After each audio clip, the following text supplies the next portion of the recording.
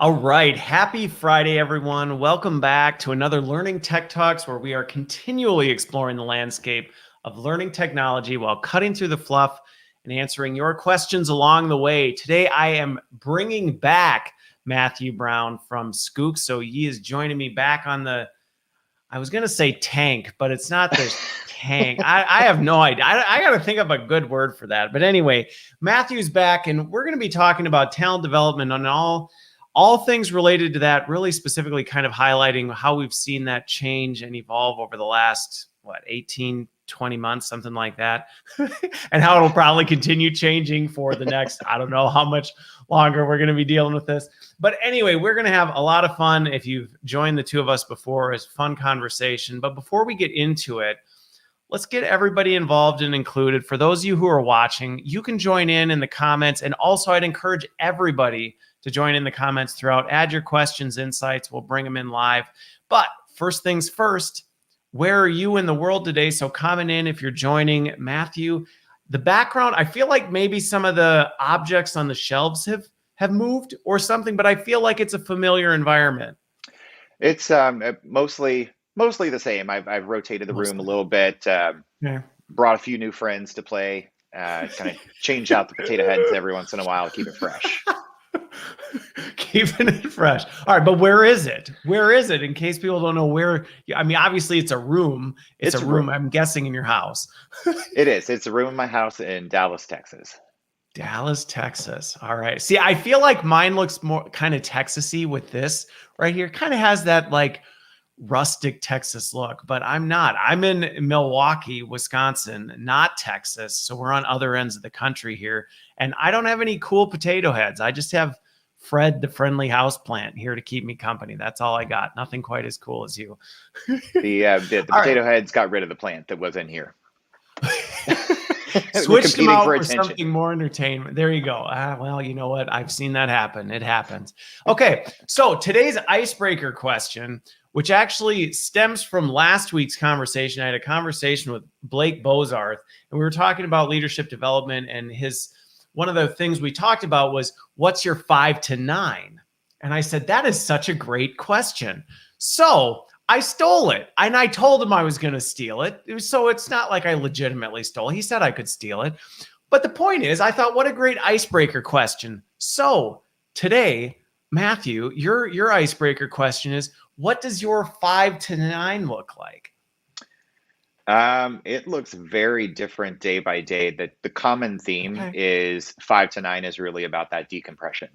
Right from the day, it's turning off the day, moving into things that happen after the workday is done. So sometimes it's just, let's get in the kitchen and bake. Let's just let off some stress. Sometimes it is a lot of playtime with the dog. Occasionally a video game or two pops in, maybe a little sitting down at the piano. All right. You got a diverse set of things you got going there. Video games, piano, baking, lots of good stuff. Okay. All right. All right. Too bad there's no exercise. Let me ask you this though. That's fine. That's fine.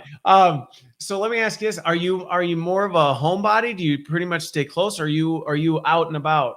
I mean, obviously now is a bit of a different time, but what's your preference in that one? I do tend to be a homebody, but I do love, when I love to get out, I love to get out. Right, I will go all in. When you go out, go big or go home. It's not go out for an hour. It's go out for like 22 hours nonstop. Let's do like a hiking deep into the woods kind of thing. All right. So it's go big or go home. All right, that's fair. All right, so for me, I've got 5 little ones under 10, expecting number 6 here in another week or two. So my 5 to 9 is very much family, full of family stuff. And actually, I would say my 9 to 5 is actually as well. It's pretty common for them to come busting in here. In fact, they have on the show. So that's, now again, like what that looks like is very different. We're homebodies. We are definitely homebodies, largely because leaving our property is just way too much work. It's just too much work. It's just much easier to stay home than to do anything else.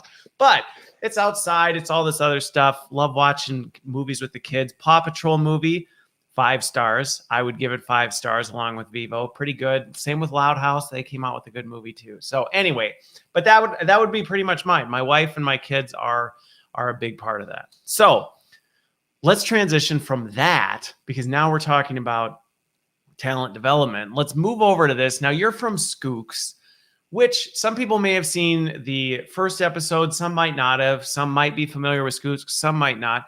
But let's talk a little bit about that first, the elevator kind of. What is Schoox, in case people are wondering? Schoox is a modern learning and talent development platform really designed for the frontline worker. So we have highly flexible configuration to support very dynamic needs, whether you are still tethered to paper training, whether you've moved fully online digital and you've gone all in with performance and goals and on the job checklist and social and collaboration, or somewhere in between. Okay. So taking it, well, because I think that's when we had first talked last time, I think that was one of the things where and sometimes when people ask what's, because I get asked all the time, this platform, that platform, what do you think? For me, it's like, well, where Schoox, I think, is one of your specialty areas is you do have that end-to-end talent development that meets an organization where they may be. They may not have the maturity and they may need that full end-to-end. They may say, we have some of these other pieces in place and we just need components of it, and you can meet them there. So if that's a fair assessment. Absolutely fair. Okay. All right. Good. Well, that's good, because if you said you were way off, Christopher, I'd be like, I have to go back and edit so many of my conversations now.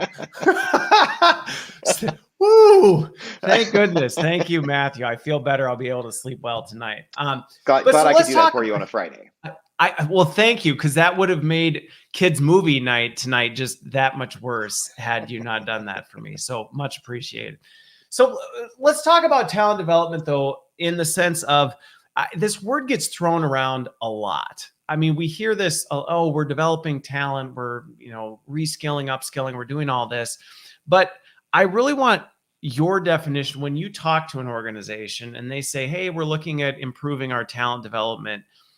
How do you help hone that in? Because to me, I think of the Princess Bride, where people may say, whatever, that word doesn't mean what you think it means. So where do you stand on the definition? Where to even start? So for me, talent development is much broader than just the learning, the training, as it were. It's really incorporating other elements that can drive success sustainably. So I think about intertwining learning and performance in particular. For me, is that loose definition around talent development, making sure we've got the skills, the competencies in place so we understand what we're impacting, how we're impacting, why we're impacting, and how those things ultimately support career growth, career development, as well as aligning to your organization's goals. Okay. I like it. All right. I'm going to, that'll tweet well, Matthew. Thank you. But what would you, you're just giving me all sorts of great stuff. But I think the point you bring up, and this is something that is an opportunity for a lot of organizations, is, and you talked about this, is it's the integration of these different components. I think sometimes we fall into the mix of siloing learning separately from these other components. And that again goes back to, where is Schoox playing? Well, it's working to integrate these things, because again, they don't work personally. I don't see them work real well independently. And I think that's one of the opportunity areas for learning and development, is that sometimes we're so focused on just the learning side of things and the experience, and did they do it? And was it a good experience? And did we, change behavior along the way? But it's not really anchored back to anything. It's lacking that anchor. And as a result, it ends up just being an event or an activity, even when we build a really robust learning experience where we go, well, this is over time and we've made it very comprehensive. It's like, but what's it anchored to? And I think that's what you're getting at with the talent development of, Well, but is it tied to a capability or an organizational initiative? Do we have performance goals associated with it that then takes this from I learned something and you actually developed me as a professional for the benefit of me and the organization? 100%. I've seen it also really not work well when done in silos. And right, it's funny. I've said for years and years, as a guy that's been in learning and a guy that's been in HR, um, why can't we just be friends? Why can't we get along? Why can't we have meaningful conversations, even when we report to the same boss? Like, can we not just put our pieces together for the greater good? Oftentimes, what I've seen where it's siloed is you've got a really extensive approach to recruiting competencies, right? How do we gate Yes. to get people in the organization and really get that right profile? But then we bring you in, and I never see those competencies ever again. They only come up because we're trying to justify some compensation through our performance review process, which might be based on those same competencies, but nowhere in between do I ever see those things emerge again. And right, it's why performance became this anxiety ridden once a year. People want to hide from it. Right, because it's like, hey, here's a bunch of stuff that you haven't heard about since we hired you, but now you're being measured against it, but we haven't had these conversations, and you're a 3. What? Good to know. Good to know. Thank you. Good to know. Well, I did take this course. Okay, but that had nothing to do with any of these things that you didn't know about that you're being held accountable for. Yes. Okay. Well, and I think we're making jokes a little bit because, well, I'm wearing a dad joke shirt, so we got to keep it light. But I think the point that we're making is an important one, which is this is the reality that I think a lot of times employees deal with. And it goes when we say end to end, that's what we're talking about, is this idea that we build these things, we recruit, we hire, we bring people into a role in an organization based on things. That's not always talking to our performance management or our succession planning or our talent mobility strategy. That's a completely separate thing. And then you've got learning over here that's doing all this development activity, but it's not connected to this from start to finish for an employee in their employee journey. There's no connection between those. And like you said, although now you said, why can't we be friends? I have you've got a friend in me from Toy Story running through my head. Thank you And for that. you're welcome again. You're welcome again. I do have a couple of Toy Story potato heads kind of looming over here. Good to know. Out of camera. So I do want to ask this, and then I want to shift gears to how we're seeing this change. What have been, because you've obviously been with Schoox for a bit, you've worked with a lot of organizations. We talk about this. We talk about the fact that it's disconnect. And I've got my perspective based on what I've seen. But what do you see that leads to some of this? What leads to this, hey, you stay over there?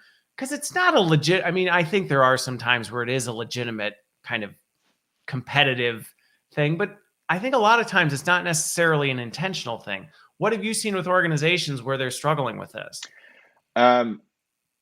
Most often, what I have come to find through my own experiences and then looking through the lens of our customers is technology is typically at the core of the problem. Really? And what I mean by that is that we bring technology into our organization to try and facilitate whatever processes we have. Right? Like we say, oh, we have this recruitment process. Let's go grab a recruitment system and bing, bang, boom, we're done. Half the time, we don't have a process and we go get the technology and we build a process around the technology. And then you end up with the siloed talent management suite, right, like the modules were all built for a very specific purpose with a very specific audience in mind. And so performance is designed to facilitate the performance process, which was not architected to play nice with learning. And so you end up with that. If you go just kind of back in time and peel back the layers, you start to find that companies have brought in technology and they built those processes around the tech. Even if they change out the tech, they don't go back and fix the processes. They don't fix the process. No, it's okay. All right. So there's two parts to that. And I think this shifts, if you're in learning and development, it can shift how you're thinking about this a little bit, in that at first, when you were going the tech, I was about ready. I was getting ready for battle here because I'm like, well, wait a minute, because tech isn't the problem, the solution to your problem. But where you got with it, I completely agree with the fact that those conversations often for organizations weren't happening in the beginning. And like you said, they said, we need a better recruiting platform. Our recruiting experience is terrible. So they go get a recruiting platform, and it's not tied to anything. It's just a specific thing they grabbed. And then talent management says, we need a 360 survey tool to be able to do that. And they go out and buy it, but it's not tied to anything. Mm-hmm. And I think this goes back to, I've been trying to encourage people in the space to say, this goes back to system architecture. We in HR and learning and talent need to have a much more ecosystem architecture approach to what we're doing versus this piecemeal, I just grab whatever I think I need in the moment that solves a problem. Because, and this came up in a poll I ran yesterday, we say integrations, we throw that around like popcorn in a movie theater. Come on. It is not as easy as people would like to think to just say, hey, let's just make all these things talk and it'll be this beautiful symphony of technology that works. So I think, you know, that's what you're getting at, if I'm hearing you correctly. And I would 100% align on that piece then. It's, you know, when you go select the learning system, there's a good chance you didn't bring in your HR business partners to talk about how performance plugs into the process so that you're informing the decision and you're actually opening that dialogue with other parts of the business. I'm a big fan of more people in the room for the conversations, if for nothing else than just to challenge my perspective. Challenge, I try to stay outside the box, but sometimes you just get put in the box because the tech or the process or the culture of the organization imposes some of those restrictions. And so how do we break through that? So when we get all the diverse perspectives in the room and we start hearing what's important to other people, so we can really put them together. Well, and that's not always a popular message to hear because it's always one of these, but I want to move fast. We have this problem, this fire we need to put out right now. And so we need to go put this out. We don't have time to sit and try and solve for that. And I think that often exacerbates this problem because now you've gone and you might have put a Band-Aid on the Hoover Dam that's cracking down the center, but it ain't going to hold once things start moving. You should, right? It's the three-legged stool that you really don't want to compromise any of the legs. You want it fast, cheap, or good, right? Oftentimes you see people drive, I want it cheap, and we make concessions, or I want it fast, and we make concessions. When we say good, we focus there, and all of a sudden it's not as cheap and it's not as fast, but we get a much better product at the end. Well, and Rudy brought this up, and I'll kind of tie to this because it ties to this conversation. It happens in learning and development with our LMS systems or with our LXPs or whatever. And sometimes, again, I think the intent isn't always malicious. So when we think about this, I just think of times where we've implemented an LMS and it had skill capability built into it. And in well-meaning ways, the L&D team has said, we should create a skills framework. And that's been done outside of the collaboration with the HR talent management team. And so now we've created a new skills taxonomy in the learning management system that is completely and distinctly different from the performance management system, which is completely distinctly different from the talent acquisition system. And so now we've got skill taxonomies all over the place in this space. So one of the recommendations that I make to customers when we get into that early engagement, we start having the conversation about skills and what are you doing with skills and are you doing anything? Many times if we hear, no, we intend to, right? Like it was a plan, we just haven't been able to get to the plan yet. My first reaction is, are you friends with anybody in recruiting? If not, maybe you should become friends with somebody in recruiting and go ask a question, because I guarantee you there's something that you can start to work with there, at least to be inspired by. Yep. And I think that's just the phrase that I don't remember where I heard it, but I use a lot is a lot of times our intent is to move fast, but what we don't realize is we're running on a treadmill, versus if we go slow to go fast and say, look, go ask these questions, go connect with these other groups, go see what else is out there. You actually might be able to move quicker versus sitting down and trying to knock all this stuff out. Now, Krista brought up a fair point that oftentimes HR L&D may not be have the final say in this. And that is a legitimate challenge where we may say, hey, look, we think we need to do this from an ecosystem standpoint, and we get overruled by ops or by finance or by someone like that. Realistically, I mean, I think some of those things do happen. That said, I think to your point, I think there's opportunity where there's still things that we can do within it. There are still things we can do within it to align what we have, to stop before we move forward. The other piece you brought up that I think is a really important one is when you have one of these major shifts, don't just put garbage into the new system. I have to imagine that's something that is probably a point of conflict or contention sometimes with clients on your end where, hey, we want to get the new end-to-end talent development system. So here's all our broken stuff. How do we make it work in Schoox? Yes, that right. Like here's all our documents. Let's put them online. And well, that's right. That's not digitizing your learning. That's digitizing the access to the documents. Or right, they're building. A lot of times we see if we bring people over from another system, they've built their learning and oriented it to how the system works. So that sort of played a big part in their strategy of, well, I have to slice the content this way, or I only am able to bring in one type of content, or I can only have one scope per course. And so that changes how you think about structuring your learning. And much like with our employees, when they come to Schoox with our customers, we have the same conversation. Let's help you unlearn some of the things that you've learned and been conditioned to over time so that you can free up that headspace to really go and explore the possibilities. Okay.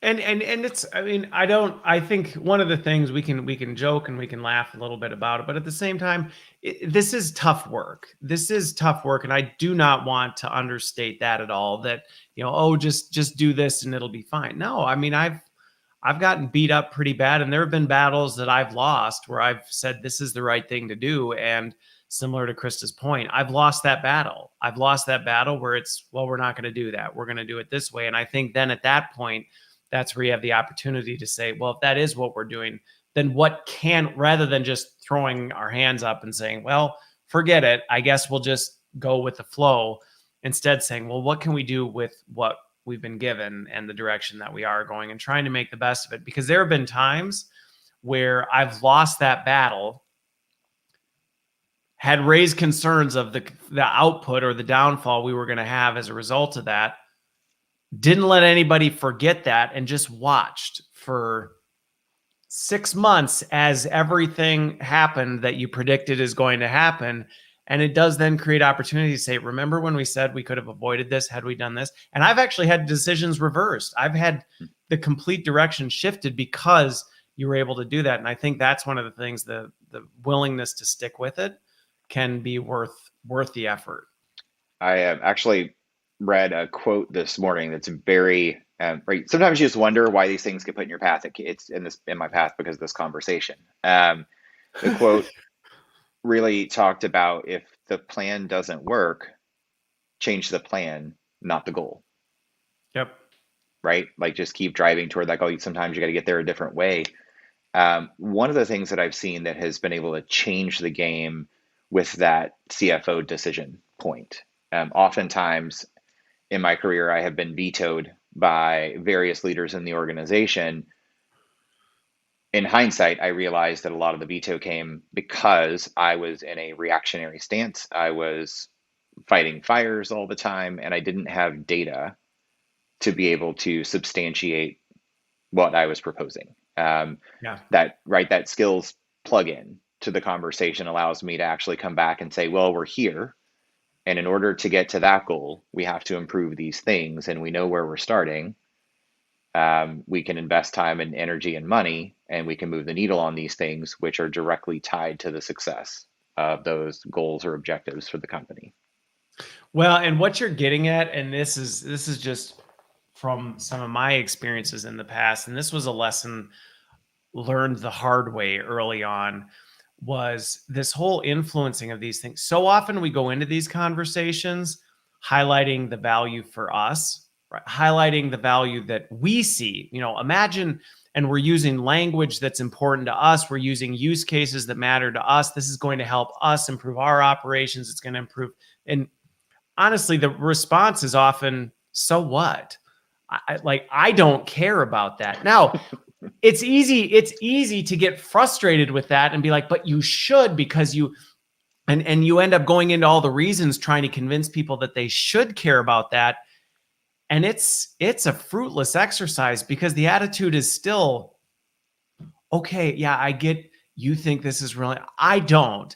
And this is where it can get contentious, because then it can turn into this whole, yeah, your L&D, the HR problems aren't my problems type of a thing. And then it turns into, well, they are. And you end up in this war between each other, which actually does more damage than good, versus similar to what you're saying, you need to better represent this as, this is what it's doing for you. You've told me this is the pain point you're experiencing. Here's how this is going to work. As a good example, there was an employee experience platform that I was trying to implement, and it was a similar thing. People had tried to push it through, I don't know how many times, and it had failed miserably. And when I got into it, it was because when I dug into, well, what are the cases that we've used before? None of them had to do with what the business operations teams cared about. It was all us. It was all the things we wanted and what we thought it would improved learner experience and da da da da. I mean, all words that I can tell you right now, you could hear the eyes rolling back into the business leaders' heads. And when we shifted the conversation, it did we got it. We had it within 6 months. We completely reversed trajectory by doing that. So I think it's a really important point.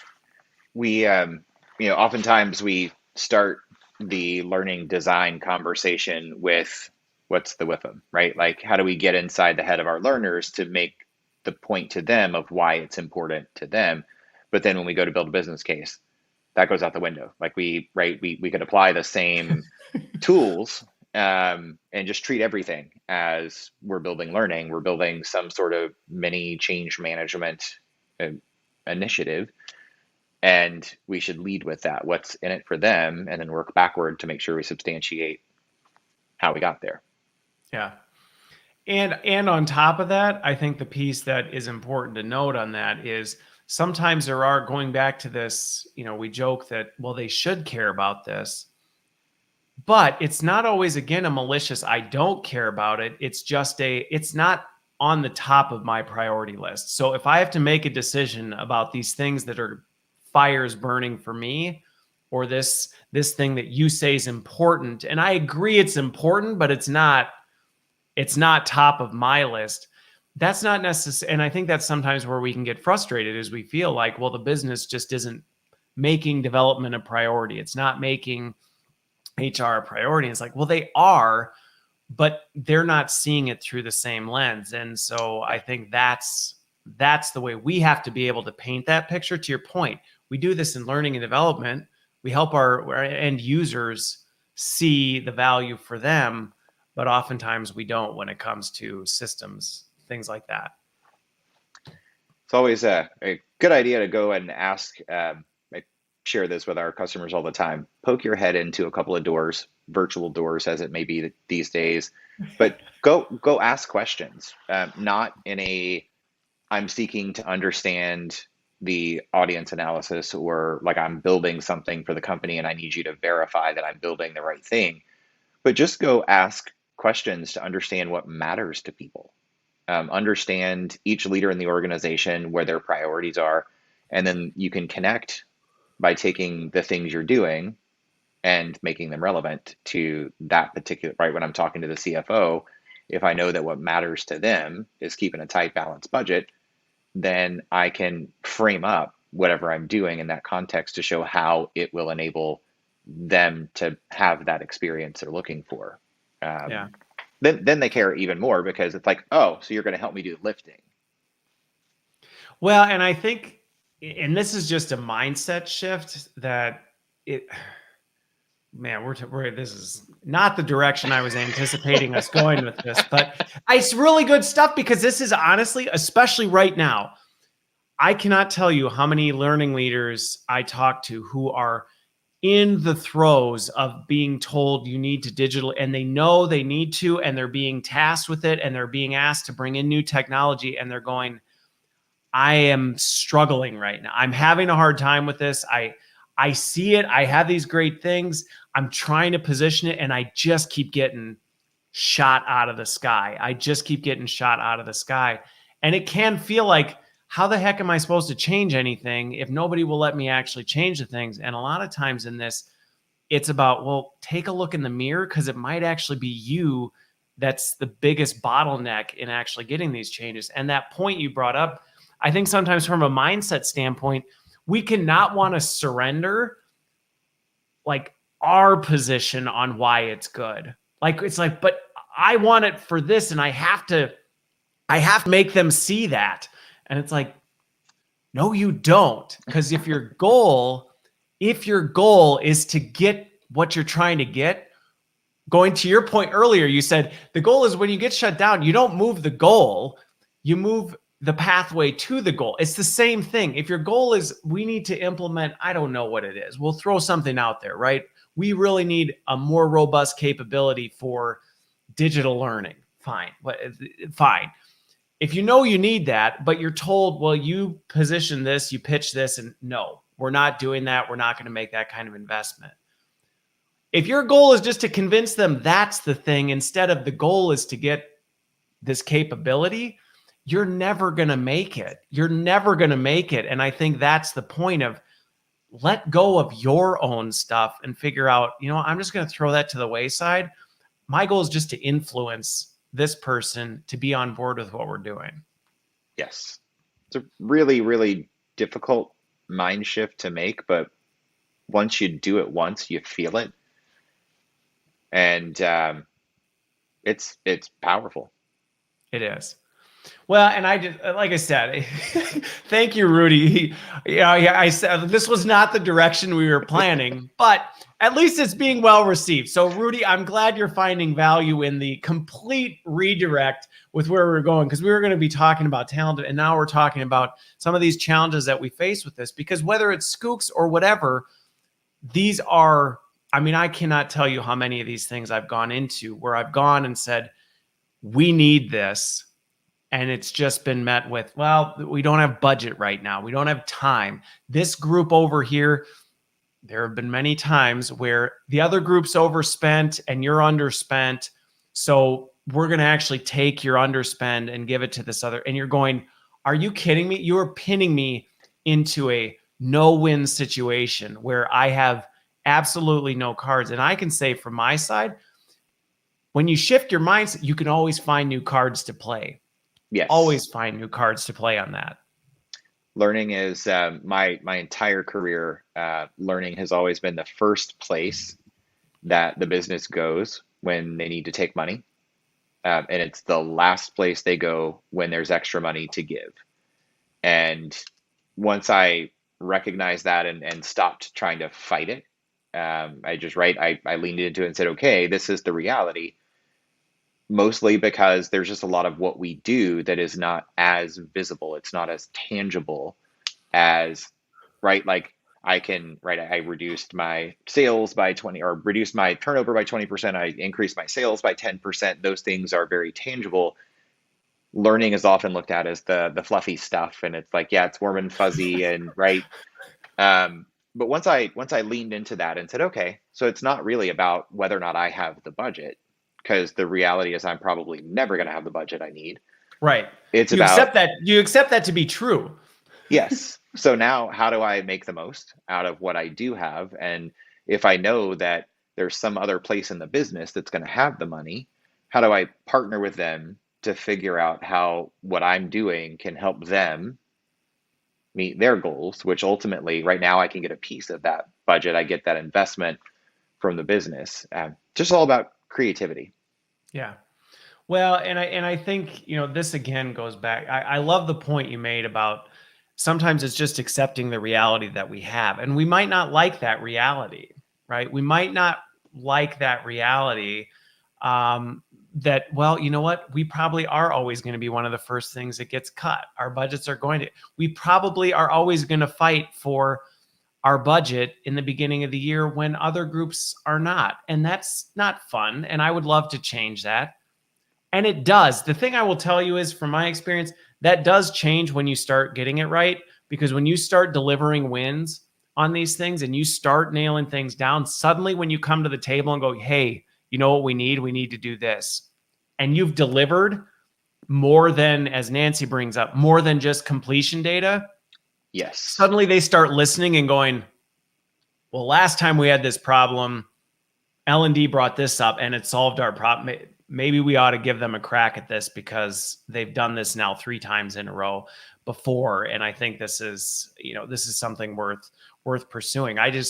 Again, I've got so many use cases in my head or examples where, and this is part of why I do Learning Tech Talks, is it's really important for learning and development people to know what the different possibilities are so that they can know what's out there. Because the strategy that I found to be so effective in this is, you know what you can do based on the technology that's out there. You wait to hear those pain points in the organization. You sit in those business meetings, as you said, and you listen. What are you trying to do? What are you trying to do? And when you hear one that you go, I know how we could solve that. Bam. Like, that's when you strike and go, I think I can do that for you. I think what you just said, I can do that. And I know how we're going to, and all of a sudden the ears perk up and they're like, how? Tell me how. Well, let me pull some things together. Let me get some things, but I think actually we can make this case. And next thing you know, you're not paying for it. You have zero budget, but it's okay because now you've just convinced your CFO, your COO, whatever, your VP of regional ops, that you've got a solution to their problem and they're willing to fund it because they've got the budget. Absolutely. It's fun when that happens. And I've also, in my own career, there were times where I couldn't get into the conversation as the L&D guy. It's true, but we're not always invited. We're not always invited. But when you realize the vast amount of tools that L&D people have in their toolkit, I draw parallels all the time between L&D and change management. Right, there's powerful stuff when we start to look at what it takes to manage change, what it takes to get people moved from point A to point B and do it with a positive attitude and with the right behavioral shift. Why not take those skills and apply them? We facilitate conversations all day long. We help uncover needs. We help people translate, right? When they're talking, they're saying the same thing with different words and can't seem to find a connecting point. We can listen and go, oh, so what you're actually saying is this and this. Same thing, let's just move it forward. I've been able to get a seat at the table by using some of those skills, but not being there as L&D. And that also gives a little bit of credibility that, right, it's that personal capital that you can rack up and then start to use to help open the door for L&D. Okay. So you know what? I figured out a way to bring this all back around. So this is actually perfect because, again, we're going with this fact that the problem we're dealing with in L&D is we're being asked to do all this stuff. We're being like digitally transformed. We've got an upskilling crisis. I mean, legit upskilling crisis in our organizations. We've got all this stuff and we're often sitting here with, pool floaties as swords and things like, right? Like we're like, come on, we got it. I'm going to try and get it. And we know what we can do, or we should. There are things that we can do to try and solve this. And we can feel like we're losing, but let's talk about this because see, here's the transition. So the transition that goes into over the last 18 months, I feel like the field has been ripe with opportunity as a result of what came out of this pandemic. We have had more opportunity to say, hey, you have a problem. We're vanilla ice right now, saying we can solve it type of a thing. And we legitimately can. It's not smoke and mirrors action. We actually have things where we go, oh, there's something we can do for that. There's something we can do for that. There's something we can do for that from a talent development standpoint. So let's transition to that, how we've seen this shift. See what I did there? Right. Let's talk about what you're seeing, and I'll share some of the things I'm seeing in the conversations I'm having of what are some of these pain points that tie to talent development that you're seeing organizations going, we've really got to fix this, so that people can kind of hear some different opportunities that may not have existed or may not have been high enough on the priority list for people to really get anyone's attention that they can go for. All right, that was a really slick transition, by the way. That's a like five-star gold medal stuff there. I think, over the last 18 months, it's been interesting to watch L&D really be elevated to this front row position. We are no longer a luxury.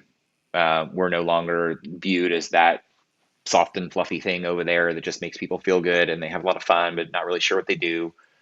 It really has, as we watched businesses go through the transformation, first in that initial phase where we had to shut down and in some cases furlough, in some cases change our entire business model.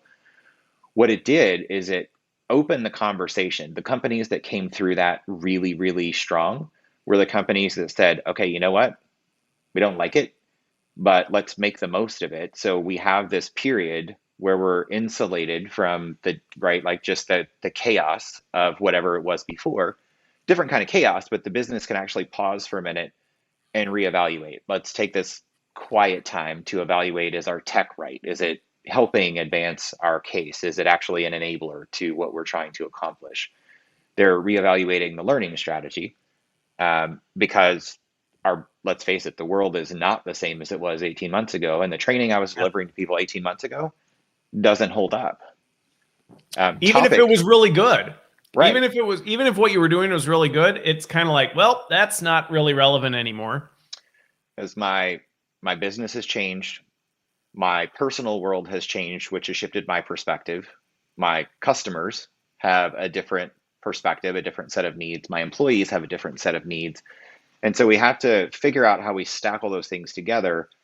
And in short, what's happened is a lot of L&D has finally been able to lift out or start mobilizing out of that firefighting reactionary mode and actually engaging in this skills first type conversation where it's, let's look at what we know are the core critical things to enable success. And let's just focus on how we rally the company to build those things infinitely, because those things give us the flexibility. Doesn't matter if I don't know that process. If I can equip you with the underlying competency or skill to put the process together, that's where we make our money back for the business.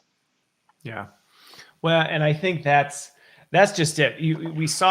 We're past the, like you said, for the most part, I would say most organizations are past the dumpster fire stage where it's sheer pandemonium, chaos running around, just trying to make sure that things don't completely go under. And now we are in this state where I think people thought it was going to snap back. I think a lot of organizations thought, well, it'll snap back. But now, to your point, they're realizing it's not. And not even if we open offices back again and like you said, our customers are different. The attitudes of the workforce are different. The skills they need to reach our customers, the way we do business and our business strategy have fundamentally changed. And I would say in every organization I talk to, those conversations are happening at the business level. I mean, across the board, they are having those conversations of like, how are we going to rethink about that? And what I think the point here that we can take is we can sit and wait for that to happen and then react to it, which in many regards, if we're honest, that's been L&D's MO. We kind of have waited to see, well, what's the business going to do? And then we'll react to that. Versus now we have this prime opportunity to lean into that conversation and say, I've got some pretty good ideas about what we know. And honestly, while L&D may not have always been ahead of things, there are certain areas we were more prepared for this than a lot of other functions. We were more prepared for digital collaboration and digital type, experience and digital content design and some of these things that the rest of the organization didn't necessarily really have much foot on. And now they're going, we got to figure this out. And if you don't know those conversations are happening, they are. And that's where this is like the prime time to come in and go, I know, even if you're taking a wild stab at it, you're probably going to hit something pretty close. If you're like, I know this is probably going on right now. And I think there's something we can do proactively that can get in front of this. Yes. I mean, honestly, I don't think I've heard anybody has taken a shot at one of those and completely missed the goal. They might have clinged the, goalpost on the way through, but they've landed somewhere on the green because of the just current state of business right now. Yes. There is no shortage of stories of what you just described, customer after customer. If I just think about personally how I've interacted with businesses, I'm always that guy. I walk into a business and I'm like, I'm here to buy a shirt. So tell me what your training's all about, right? How do you feel? How does it make you feel? Are you connected? Are you engaged? Do you like it? And what I've started to hear from the employee population where businesses are making the change is that it's being felt. Employees actually are signaling, you're getting it right, because it's not about the old mindset prior to 2020 was, how do we get people to do training? We tell them to do it. Yep. Right. What are we tracking? What's the metric? It's my completion. It's my compliance. Well, the second you slap a mandate on something, you immediately squash the excitement, the enthusiasm, the engagement, which means I show up with my brain already half closed because I'm grumbling that I got to do it because you told me I got to do it. Businesses have taken a different look at how to really engage talent, and they stack it together, anchoring in something like career development, right? We're here not just to teach you how to do your job. We're here to try and uncover what matters to you and where you want to go and how we can better facilitate that journey to keep you here. Everything has more purpose. Well, and I think organizations, and again, this just goes back to being able to speak the same language that's going on at the business level. In many regards, the business is saying, we're realizing how important it is for our employees to understand our vision, because that's a differentiator. Is this great, exiting of employees? A lot of it's due to, they're not happy in their job, but two, they don't feel connected to what the organization's doing. They just feel like they're listlessly showing up to work.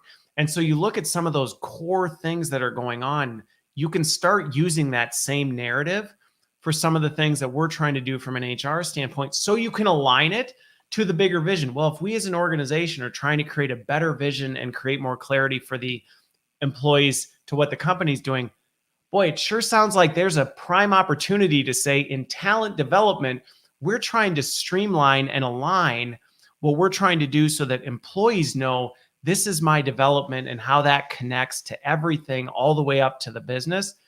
And now it doesn't sound like a nice to have HR priority. It sounds like, wow, holy cow, that's actually exactly what we're trying to do at an enterprise. What do you need to do to be able to pull that off? And now that conversation is something where you're talking about the same thing, maybe slight different application of it, but you're on the same page. That collaboration across the business, I don't even know another word to use to describe it when it happens other than magical. It's like everything lines up, right? Things line up and you start to get momentum and you feel it's just not as hard to push because you've got a team that's aligned to push it with you. Yeah. Well, and Boss brought up a good question that I haven't seen a lot of this come out yet, right? I don't know if anybody's doing any formal studies. If anybody knows of any, I'd love to have some shared, in the comments or email them over to me. But I think one of the things that I'm seeing is if you're watching closely what's going on, there's enough stuff. Like I said, if you take a shot right now, if you're paying attention to what's going on in the world, you can take a shot and hit the goal for the most part. And I think that's where some of these lessons learned we can make some pretty strong assumptions right now based on where the organizations are going. We know where these talent gaps are sitting. We know there's a lack of really understanding in the workforce of what are my skills and really what do I do with them and how does that align to the company mission. We know this hybrid workforce thing, it ain't going anywhere, period. It ain't going anywhere. And so if, those things are not fully integrated into your system, that's not a change that's going to be happening. And realistically, I just even think some of the digital transformation work that I've done here and in previous orgs, that actually ended up turning into business work because what we were doing, we said, well, we could apply this to what you're doing on the business side. And it ended up getting us funding and, priorities around things that we would have never got across the finish line before. So did you have something else on that one? No, I was trying to think if there was something else I could contribute, but all I could say was, yeah, I agree. You said it. A lot of tweet-worthy things in there. Not really. It was quite exhaustive. But so let me ask you this though, on this one with the talent development, what are some of the things that you're seeing shift with the way organizations are approaching the talent piece? Because again, we say that yes, talent development's more of a priority, things like that. Are you seeing any fundamental shifts in the way organizations are looking at it, or are there specific skill? I'm just trying to think, what big things have you seen? Because on the vendor side, this is why I love talking to vendors. You see this on company after company after company after company. What have been some of those other big plays that have tides that have turned for you? I think generally speaking, the way that organizations look at talent has been shifted quite a bit. And what I mean by that is I've seen company after company really rethink how the work gets done, rethink how they organize the work, and that changes the scope of role definition. So we're seeing a lot of new hybrid type roles come together that blend some of the work processes so that you start to tear the silos down by just actually having people working across multiple disciplines intentionally. Okay. The other thing that I've seen, culture, specifically like having culture fit. It's something that my whole entire career I've always heard, yeah, we want to make sure you're a fit for the culture. That has gone really high up on the list because the culture of the organization, right? When you find people that are a fit for the culture that help really amplify your efforts to deliver on your mission and your vision, we can teach you a lot of the skills that we need to teach you, but what we can't teach you are those innate qualities that just make you a fit. And so there's been a new focus on that, which then makes it a little more difficult to tie skills to, because sometimes those two things aren't as clear cut. But it has opened the conversation for that skill discussion more and more. I would say 18 to 24 months ago, talking with customers about this idea of connectivity between skills and your learning for the outcome of business impact and performance improvement. What I heard 2 years ago was, yeah, that makes sense. We'll get there. Right. We'll phase 2, phase 3, phase 4, we'll get there. Now that is a top number 1 priority coming into the door. Okay. Well, and that's actually a really interesting piece that I think anybody in learning can kind of walk from this discussion with is because I agree in the sense that it's moved from a we really should do this to a we need to do this. I think where I'm seeing there be a divergence, and I think one's going to work well and one's not necessarily going to hit the mark, is that focus is where you hear skilling, reskilling, upskilling, right skilling, whatever cool buzzword is associated with it. And where I see sometimes this goes south is the emphasis is becoming more on, well, how do we improve the skill development, which I think can be a good thing.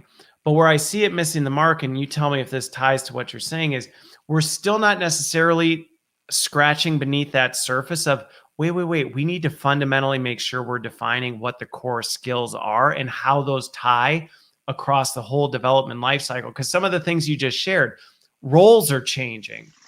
Roles are becoming, they're bleeding together. Organizations are combining and things like this, which causes chaos up here on the surface. But underneath, the skill piece isn't changing if we've actually scratched under the surface and said, okay, well, here's the core skills and here's how we can map and measure those core skills. So I think for learning and development professionals, it's an important time to say, hey, if you're really going to get traction on this, don't just keep improving on the experiences or the things that you're doing today, but actually go back to the core of it and say, well, wait a minute, do we really even know what skills we're talking about that we're then developing and growing and then measuring and managing? Because if you do that, that now builds a strong business case all the way across the talent life cycle. Exactly that. It gives you the foundation that is solid enough and stable enough to build from, but it also gives you the individual parts and pieces that allows you to rearrange and flex. The one thing, if we come away from the last 18 months with nothing else, we come away with this understanding that change, right? It happens. It's going to steamroll us. Just when we think we figured it out, we're going to get another surprise. And so we have to look at how we build for flexibility, how we build for adaptability over time. And that skills discussion is where we start. Okay. And so from that standpoint, and this goes back to the Schoox side, whether it's Schoox, whether it's whatever it is, but that, and I think this needs to be something that we're looking at the core of anything that we're evaluating is how are we actually managing that? And I think that's where Schoox ties into this, is helping organizations figure that out. Because again, without that core infrastructure, that core foundation, we're really running on a treadmill to nowhere with this. It's not only not necessarily tapping into the employees with them of, okay, what's in this for me from a career development standpoint, but it's also leading to a lot of activity that doesn't necessarily tie back or map back to anything that ultimately, even when this all blows over, then there's going to be nothing that we can showcase and say, well, look what we did. Look what we were able to accomplish with that. All right. Okay. Well, there's one more area I want to go into, but we're at 58 minutes and you have to get on a plane to fly to ATD. So I don't think we're even going to be able to scratch the surface on this one. So I'm going to hold it. I'm going to actually take a strategic pause. I've used that. I've learned that's a terminology that you can use when you want to just stop the conversation. So we're going to take a strategic pause on this conversation to let Matthew catch his flight. But hopefully, again, while not the direction I originally intended, I think we really did hit on some of these important factors around, hey, like I get we're in a tough spot right now, but there is a ton of opportunity if you do it right. And then on top of it, some of the steps that we can take to actually do this right and solve some of these shared problems, which skills is a shared problem. That's not an HR L&D problem right now. That is a business problem across the board, which is creating tremendous opportunity for us. So, Matthew, I appreciate you making the time to come back to join me here and talk about all this fun stuff and just riffing along the way. It's a bit of a wild ride, but hey, that's how it goes. That's the spirit of it. So, best conversations happen that way. I'm excited to be back, and after the strategic pause, I look forward to continuing our conversation. It won't be our last time. I can promise you that, Matthew. And congratulations on the new role and everything you're doing over there at Schoox. Have a safe trip to ATD and look forward to staying in touch and having another conversation. Have a great Friday, everybody. Thanks for watching, and we'll see you. Actually, no, you know what? You're not going to see me next week because it's a holiday week. And then chances are there's a baby coming. So I have a bunch of pre-recorded ones, so I'll be streaming them. But anyway, you have a wonderful couple weeks, and I wish you all the best. Have a great weekend.